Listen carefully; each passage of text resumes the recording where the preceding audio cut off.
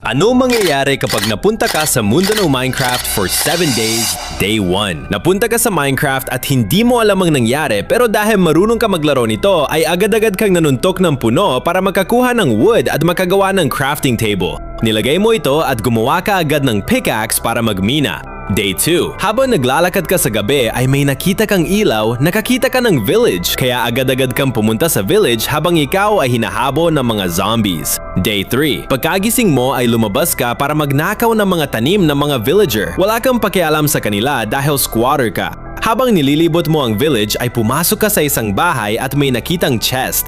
Binuksan mo ito at sobrang saya mo dahil nakuha ka ng full set na iron armor. Sinuot mo agad ito at nararamdaman mo na ikaw si Dream.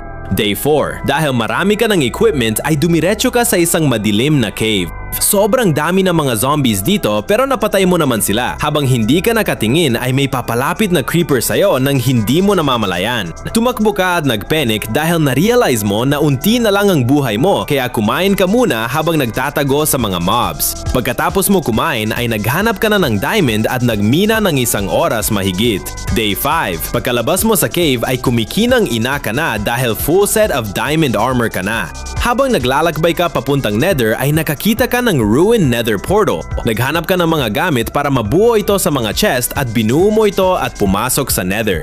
Day 6. Sobrang nagulat ka sa nether dahil sobrang init nito katulad ko. May nakita kang nether fortress kaya pinasok mo ito para kumuha ng blaze rods. Nakipaglaban ka sa mga blaze ng ilang minuto at nakakuha ka ng maraming blaze rods. Kaya gumawa ka na ng ender eye at hinanap mo ang pabalik sa earth. Day 7. Binato mo na ang mga ender eye para makahanap ka ng stronghold. Makalipas ng ilang minuto ay nakahanap ka na at binuo ang portal at tumalon papasok sa end world. Tumakbo ka sa ender dragon dahil sobrang laki nito. Nakaisip ka ng plano na sirain lahat ng ender crystal para hindi ito mag-regenerate. Nung nasira mo na ang last crystal ay nag water bucket clutch ka na parang si Dream at tinalo ang ender dragon.